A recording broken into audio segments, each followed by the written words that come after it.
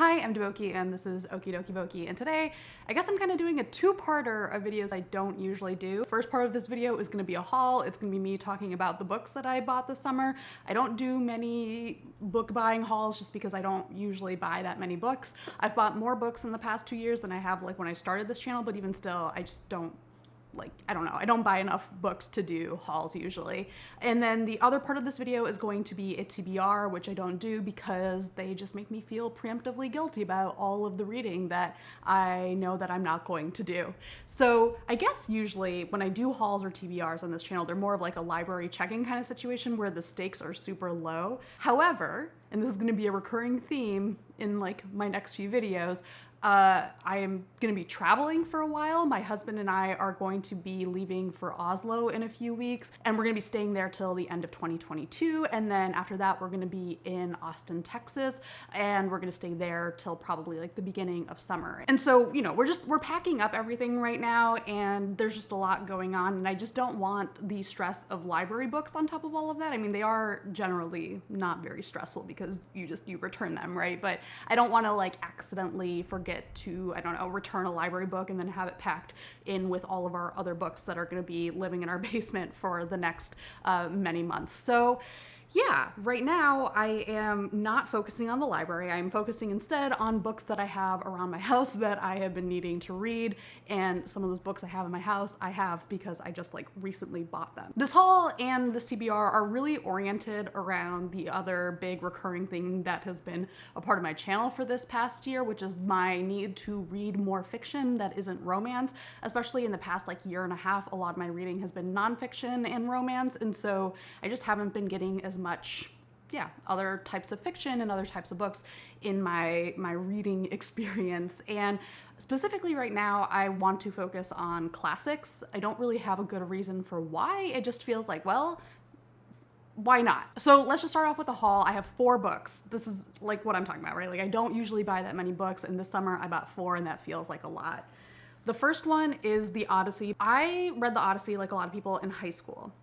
It was okay, it was fine. It didn't like necessarily super excite me, but I do remember reading the Iliad in college for an epics class, and I loved the Iliad, which I was not expecting at all. Like I went into that feeling like, yeah, the Odyssey was fine, the Iliad, whatever. But I remember being at track meets, and like, you know, if you've gone to a track meet, if you've raced at a track meet, you know that a lot of your time is spent just waiting around for your race.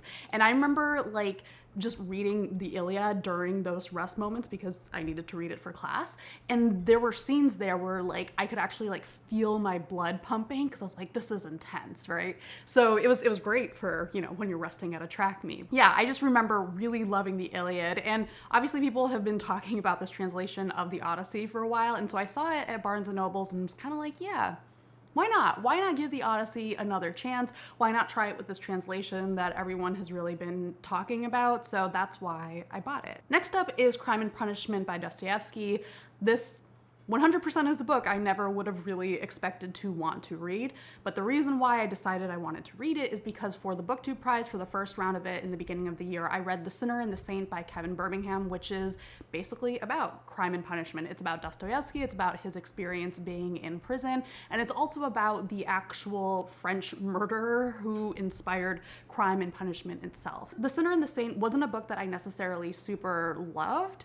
There were kind of some things about the way that it like sort of forced this analysis and stuff, I guess, around this French murder that felt a little bit forced, like they were kind of doing it more for the sake of making the book something they could sell as true crime rather than what it actually was, which is more like a literary criticism / history kind of book. But overall, the thing with that book is that it gave me a lot more context for this book that, you know, I wouldn't have usually had. And I think especially around a lot of the political kind of philosophy that was going on at the time that Dostoevsky was writing this. And like Crime and Punishment is a book that I think, well, I know that I just find very intimidating, right? Like it's big, it's Russian, like it's translated. It's all of the stuff that I just don't necessarily have a lot of context for. So The Sinner and the Saint gave me at least some of that context in a way where I was like, oh, okay, I feel like I can use this. Like, I feel like I can go into this book with a little bit better of an understanding of what's going on. And it just kind of lowered that barrier to entry for me. So that's what made me really interested in Crime and Punishment, and that's why I bought it. And then next up are the two books that I bought most recently, and these are Sense and Sensibility and Jane Eyre. And Sense and Sensibility is part of my very slow process of working through Jane Austen. I think at this point I've read Pride and Prejudice, Emma, Northanger Abbey, and Persuasion. Enjoyed them all. Sense and Sensibility, people love it. I think actually like one of my friends who has read a lot of Austen has said that this is their favorite. So that's kind of like why I was like, okay, cool. Why don't I go there next? And the thing with both of these is I actually checked them both out from the library recently and was like starting to read them, but I just didn't have enough time to read them before they were due. And like I said, I'm just trying to clear out all of my library books right now. So I was like, okay, why don't I just go ahead and buy them, because I know that I do want to read them. Like the first few chapters that I had read from both of them had really set me up to want to read them more and actually, like, I don't know, have them around, keep them around. Like the reason why I don't usually buy that many books is because I know, like, especially for like new releases and stuff, there are a lot of books that I'm going to be excited to buy, but then, you know, a few months later, I'm going to feel like they're just taking up space and I'm never going to check them out again. But sometimes you start reading books and you know that like, A, you want to spend more time with them, B, you want to be able to take notes in them, and that's something you can't do with library books. They kind of frown on that. And C, that they're books that you're going to probably end up enjoying enough to keep them around. That's not something you can always predict, but I feel like that's part of why I ended up feeling okay with buying these books overall, like not just these two, but like Crime and Punishment and The Odyssey, where I was just like, these are books that I know are going to be slower and that I'm probably going to want to be able to visit and revisit, and that's why I ended up buying them. So that is my haul, and that is also essentially my TBR.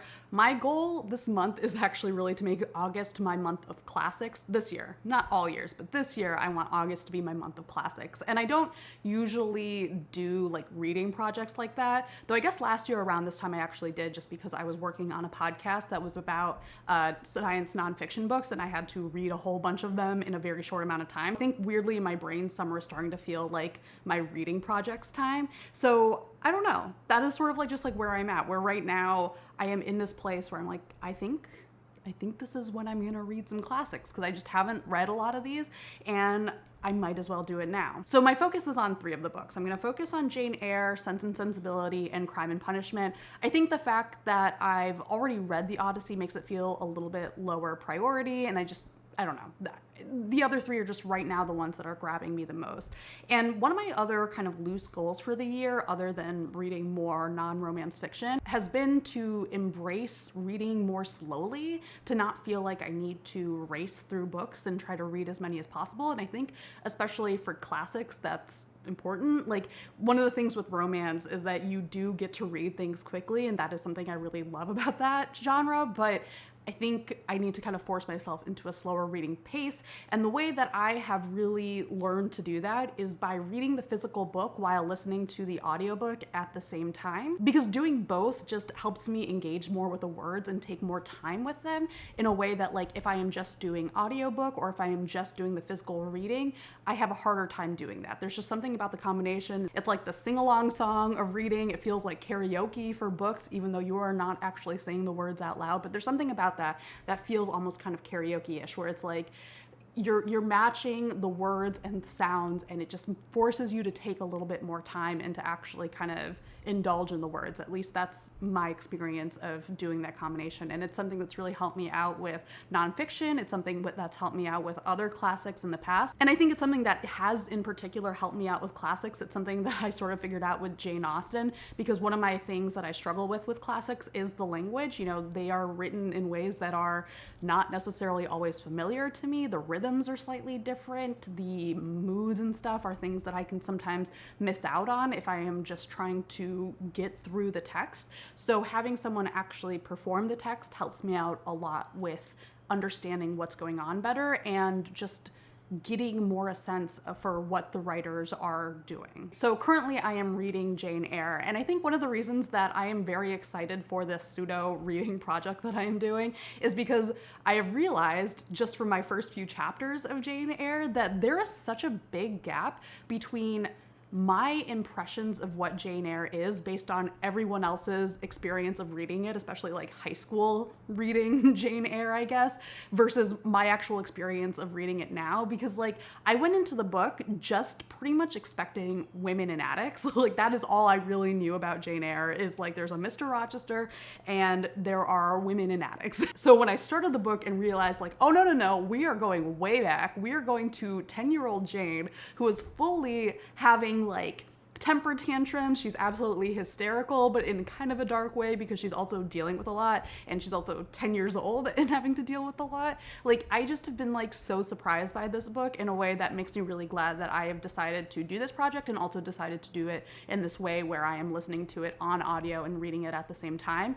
I'm listening to the narration that's done by Juliet Stevenson. I specifically looked for whether or not she had done Jane Eyre because I had listened to some of her narrations of Jane Austen books. I think I listened to her Emma, and I loved it. I thought she was amazing. I really, really loved her performance. So that's why I looked for her Jane Eyre, and I'm enjoying that as well. So I'm very much enjoying this already, and we'll see how this goes. I think 3 books is like a good ambitious number for the way that I am doing it, because obviously sitting down with an audiobook and reading at the same time, it kind of like, you have to sit down for that. You have to actually settle down for that. I can't just like read it on the go easily in the way that you could if you're just reading it physically or just reading it on audio. Like I have to, I don't know, it feels like an event. It kind of feels like a conscious appointment that I have to make with myself. So it is definitely something that's taking a little bit of work, but I'm enjoying it.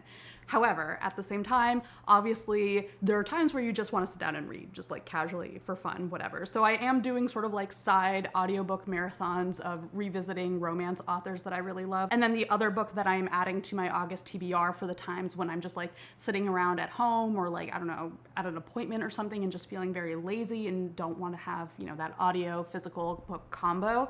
I'm reading The Barcelona Complex, Lionel Messi and the Making and Unmaking of the World's Greatest Soccer Club by Simon Cooper. I talked about this in my mid-year book freakout tag recently because I have been wanting to read this book for a while. I actually got it for my husband as a gift because he's a big soccer fan. This is all about FC Barcelona and just like the traditions going into it, but also why they are currently a truly chaotic mess. And I am very excited for that. I love messy business stories, and I'm also increasingly getting emotionally invested in soccer, which is painful and I don't love it, but it is part of my life now. And so I'm excited to read this. I've been really, really wanting to read it. It's one of my goals. One of my goals for the year is to read this before the end of the year, but I'm not planning on taking it with me when I travel. So this is the month where I'm going to make that happen. And it's appropriate. The seasons are all starting. So I think it'll just be a fun read for August when I am just sitting around. So that is my summer haul. That is my August TBR.